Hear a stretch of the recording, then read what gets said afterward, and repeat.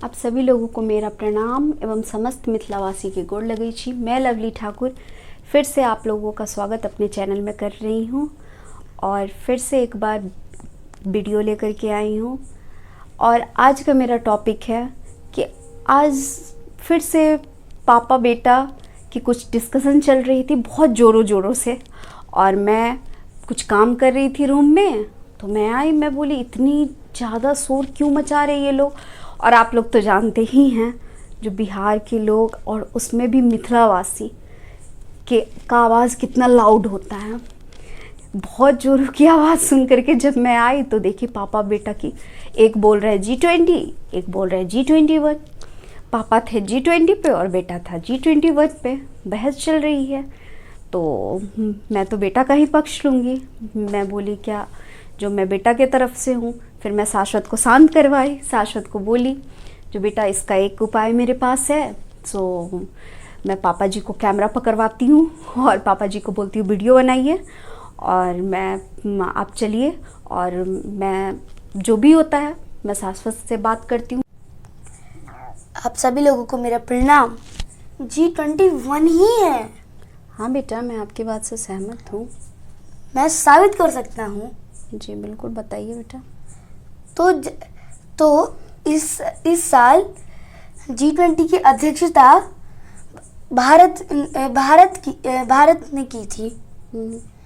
तो मीटिंग शुरू होते ही मोदी जी ने ये अनाउंस कर दिया कि आज से अफ्रीकन यूनियन G20 का सदस्य है। तो पहले G20 में 20 सदस्य थे, अब 21वां जुड़ चुका है। तो G21 हुआ कि नहीं? हाँ, हो गया। हाँ, और जब मोदी जी ने कह दिया कि जब उन्होंने अनाउंस कर दिया कि आज से अफ्रीकन यूनियन सदस्य है, तो अफ्रीकन यूनियन ने सब सहमति से मोदी जी की बात मान ली गई और अफ्रीकन यूनियन को सदस्य मान लिया गया। और उसके बाद अफ्रीकन यूनियन ने सारे जो जितने भी मीटिंग्स थे सारे एक मेंबर की तरह अटेंड किए, सारे में एक मेंबर की तरह बैठा। और इस साल इंडिया ने अध्यक्षता की है, अगले साल ब्राज़ील करेगा। और जब भी कोई G20 की अध्यक्षता करता है तो वो G20 के सदस्य तो उस देश में जाते ही हैं, और वो अपने से भी कुछ मेहमानों को बुला सकता है।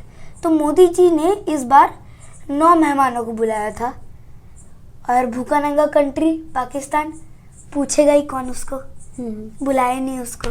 अच्छा, वो नहीं आया था। और हमारी दूसरी बहस हुई थी यूट्यूबर्स को लेके, आप तो सुन ही रहे होगे। हाँ, तो जैसे कि आप जानते होगे ध्रुव राठी जी को, हाँ, मैंने सब्सक्राइब भी कर रखा है उनका चैनल। मैं उनका चैनल देखता भी हूँ। हाँ, आप तो देखते रहते हो। हाँ, मुझे बहुत पसंद है वो। लेकिन वो विरोध भी करते हैं। तो उन्होंने कहा कि G20 की अध्यक्षता आना कोई बड़ी बात नहीं है, तो टर्न वाइज आते ही रहते हैं, तो इसका हाइप बनाने की ज़रूरत नहीं है। ठीक है, चलो एक बार के लिए मान लिया इसकी हाइप बनाने की ज़रूरत नहीं है, टर्न वाइज आते रहते हैं। फिर हमें 18वें नंबर पे क्यों रखा? हमें थोड़ा जल्दी क्यों नहीं दिया? 18वें नंबर पे क्यों रखा? और वही कंट्री इंडिया में आए जिन कंट्री को इंडिया बोलता था कि हमारे यहाँ आतंकवाद है, तो वो कहते थे कि कोई आतंकवाद नहीं है तुम्हारे यहाँ, तुम्हारे लॉ एंड ऑर्डर अच्छी नहीं है। वही कंट्री आज विश्वास करके इंडिया में आए हैं। तो ये बहुत बड़ी बात है, तो उसका हाइप क्यों ना बना है? तो मैं आपको एक एग्जांपल देके जैसे समझाता हूँ। इंडिया में ओलंपिक्स होते हैं क्या? नहीं, क्योंकि ओलंपिक वाले तो हमें उस लायक ही नहीं समझते। हमें उस लायक ही नहीं समझते कि हम लोग ओलंपिक्स में कुछ कर सकते हैं। फुटबॉल वर्ल्ड कप होता है कभी, फीफा वर्ल्ड कप, क्योंकि हमें दुनिया वाले हमें फुटबॉल के लायक ही नहीं समझते हैं। और क्रिकेट का तो कितना होता है, हाँ क्रिकेट होता है। क्योंकि क्रिकेट में हम बहुत अच्छे, क्रिकेट की हमारी औकात है। और 15 साल पहले हमारी औकात नहीं थी G20 का सबमिट करने का। और आज हमारी औकात है तो वो लोग आए हैं। तो क्यों ना हाइप बनाए हम इसका। अब दूसरे यूट्यूबर हैं, वो पहले तो पत्रकार थे, अब भी पत्रकार ही हैं, लेकिन यूट्यूब पर पत्रकारी करते हैं। अच्छा। हैं अपने बिहार के ही हैं। अच्छा। हाँ, वो मोदी जी का बस विरोध ही करते रहते हैं, कमियां निकालते रहते हैं। अच्छा। अच्छी बात है, गवर्नमेंट की कमियां निकालते हैं, कमियां निकालने अच्छी बात है, लेकिन सिर्फ कमियां ही निकालते हैं। अच्छा। बड़ाई तो करते ही नहीं है। तो भाई सिर्फ कमियां निकालना अच्छी बात नहीं है। कि अगर कुछ अच्छी बात नहीं है मोदी जी में, तो फिर पूरी दुनिया लोहा क्यों मान रही है? सही बात। पूरी दुनिया में भारत की वाहवाही क्यों हो रही है? कुछ तो बात होगी ना। बिल्कुल। और ये सिर्फ कमियां निकाल रहे हैं। अब और मोदी जी की कमियां निकालते निकालते G20 के बारे में बोल रहे हैं। G20 को मोदी 20 बोल रहे हैं, गोदी मीडिया बोल रहे हैं। तो नाम से तो अब समझ ही गए होंगे कौन है, रवीश कुमार जी। बिल्कुल।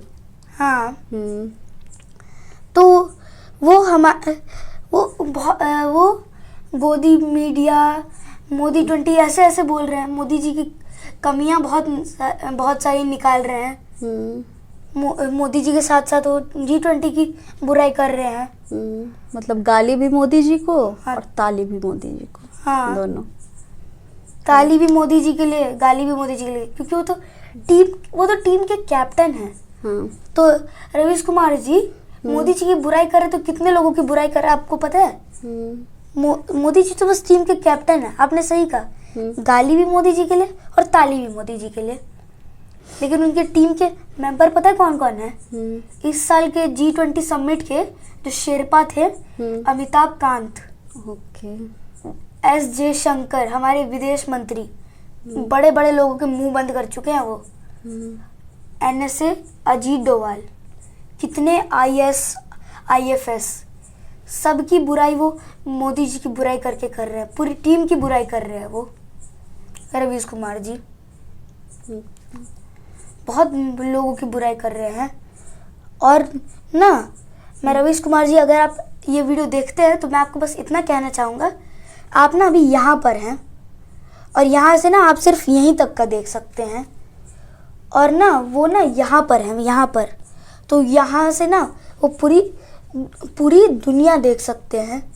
चलो मान लिया आपके पास यहाँ आने का टैलेंट है, लेकिन अभी आप हो नहीं, तो अभी आप ज़्यादा मत बोलो। और मोदी जी को जैसा उनको ज़्यादा एक्सपीरियंस है, तो जैसा काम कर रहे हैं करने दो, उनको आता है। और पहली कमी तो मैंने आपको बता दी, गिन के बताता हूँ मैं आपको। दूसरी बात बताता हूँ, वो कह रहे हैं कि ना पूरे देश पे मोदी जी ने वाइट कपड़ा ढक दिया, पूरे झोपड़ी सबको ढक दिया, कचरा सब हटा दिया, तो ये सब छुपा दिया। तो यार मेहमान आ रहे हैं तो घर को ऐसे ही रखें हम लोग, फैला कर कचरा, ये इधर, ये देखो ऐसे बोलेंगे मेहमान का, ये देखो ये मेरे यहाँ कचरा है ना, देखो देखो मेरे यहाँ ये प्रॉब्लम है, दिखाएंगे क्या? नहीं। अब वो बोल रहे कि छुपा रहे हैं। तो छुपा कहाँ रहे हैं? रवीश कुमार जी तो बताते रहते हैं। वो तो विदेश की एजेंसियों का खबर लेके भारत में बताते रहते हैं, तो विदेशियों को नहीं पता रहेगा क्या? और आप ही बताइए, किस देश की प्रॉब्लम नहीं है ये कचरा वचड़ा, है ना? सब जगह की प्रॉब्लम, सब जगह की प्रॉब्लम है।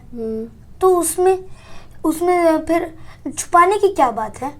भारत डेवलपिंग कंट्री है यार, ये सब तो होगा, ये सब एरिया भी डेवलप होंगे धीरे धीरे। और उसके, अब मैं आपको एक एग्जांपल देता हूँ। आपका रिश्तेदार कभी आपके घर पे आ रहे हैं, तो अगर घर पे अगर कचरा है, तो मतलब रिश्तेदार तो अगर जानते ही होंगे कि घर पे इनके कचरा रहता है, लेकिन तब भी आप घर साफ करते हो कि नहीं? करते हो।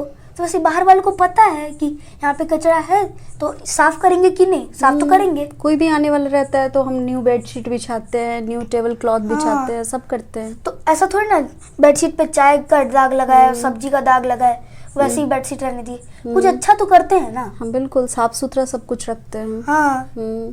और फिर रवीश कुमार जी कह रहे हैं कि चांदी के बर्तन में खाना दिया, खाना बहुत महंगा महंगा दिया, ऐसे ऐसे।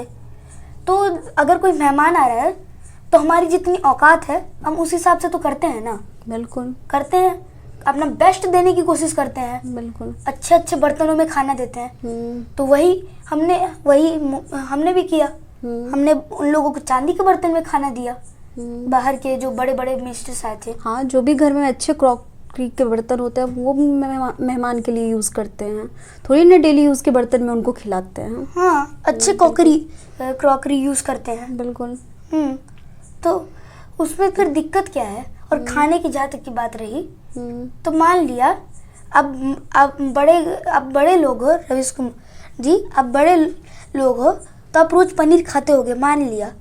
लेकिन अगर कोई मेहमान आता है तो कुछ तो आप अलग करते होगे, इटालियन चाइनीज कुछ तो अलग करते ही होंगे।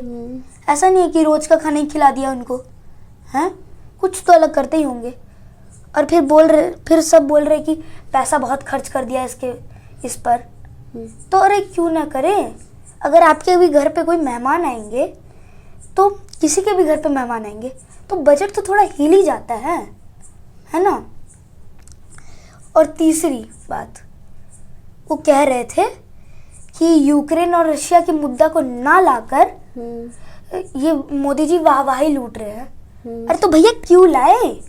जरूरत ही क्या है भाई? कोई रवीश कुमार जी को बताओ कि ये जो यूक्रेन रशिया का मुद्दा है ना, ये यूएन का मुद्दा है, और यूएन भी 1.5 साल में कुछ उखाड़ पाया? अभी भी लड़ाई चल ही रही है, कुछ नहीं उखाड़ पाया यूएन। और G20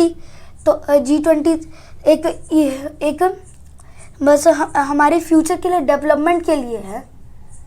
तो इसमें हम लोग ये लड़ाई घुसेड़ेंगे। अब घुसेड़ भी दिया, चलो ये मैटर घुसेड़ भी दिया। 3 दिन का तो मीटिंग था, अब उसमें सब अपनी अपनी राय देते रहते, ये करो, ये बचाओ, ये करो। अब सब कुछ जीरो, सारी डिस्कशन जीरो, कोई सॉल्यूशन नहीं, कोई सॉल्यूशन नहीं निकलता, है ना। बिल्कुल। यूक्रेन रशिया का हमारा G20 का मुद्दा नहीं है, G20 डेवलपमेंट का है। G20 का तो इस साल का थीम भी है ना, one earth, one family, one future, है ना। तो नाम से ही पता चल रहा है, थीम से ही पता चल रहा है कि फ्यूचर के बारे में बात होगी, अर्थ के फ्यूचर के बारे में बात होगी। मैं जैसे कि आपको एग्जांपल देके समझाता हूँ। अब किसी के भी घर में भगवान न करे कुछ हो जाता है तो सब हमेशा मातब बना के ऐसे बैठे रहेंगे, डेवलपमेंट थोड़ी ना रोकेंगे घर का। पैसे तो कमाने जाएंगे, है ना, नौकरी पे तो जाएंगे, पैसे तो कमाएंगे, तो घर की जरूरत है भाई, है ना। अब वैसे ही धरती एक फैमिली है, अब उसमें 2 लोगों के बीच में लफड़ा हो गया, कुछ लड़ाई हो गया, अब सब उसी को सुलझाने बैठेंगे, कोई अपना विकास देखेगा ही नहीं, सब अपना विकास देखेंगे, है ना। तो और मजाक लग रहा है क्या जो बोल रहे हैं कि ये मैटर को नहीं लाए, सारे मैटर को ला दिए, ये मैटर को नहीं लाए? मजाक लग रहा है क्या? एक ही मैटर को रशिया और अमेरिका दोनों की एक ही मैटर पे सहमति ली है। कोई मजाक लग रहा है क्या? इतने बड़े दुश्मन हैं, कोल्ड वॉर हो गया, यूएसएसआर अमेरिका की वजह से टूट गया, है ना। तो रशिया और अमेरिका का एक बात पे सहमति लेना, कोई मजाक लग रहा है क्या जो ऐसे ही बोल दिया बस, है? मजाक नहीं है कोई। इंडिया और चाइना का एक बात पे सहमति लेना कोई मजाक लग रहा है क्या? इतने बड़े दुश्मन है इंडिया, चाइना, अमेरिका, इन सब से मजाक लग रहा है क्या? रवीश कुमार जी आप बहुत गलत हो, अब मैं सॉरी कहना चाहता हूँ, आप गलत हो इस मुद्दे में। ये मजाक नहीं है जो इतना बड़ा काम किया। इसमें कितने IAS IFS लगे हैं। बिल्कुल, बहुत अच्छे। तो आप लोग को यही कहूँगी, शांत हो जाओ शाश्वत, अब पानी पियो ठंडा जा कर के बेटा, ठीक है, चिल हो। और अगर आप लोगों को थोड़ा वीडियो एग्रेशन अच्छा आ लगे, जाता है। नहीं बेटा शांत हो जाइए। और अगर आप लोगों को ये वीडियो अच्छा लगे तो इस वीडियो को लाइक कीजिए, सब्सक्राइब कीजिए, और तब तक के लिए आप लोग स्वस्थ रहिए, मस्त रहिए। जय हिंद, जय भारत। जय हिंद, जय भारत।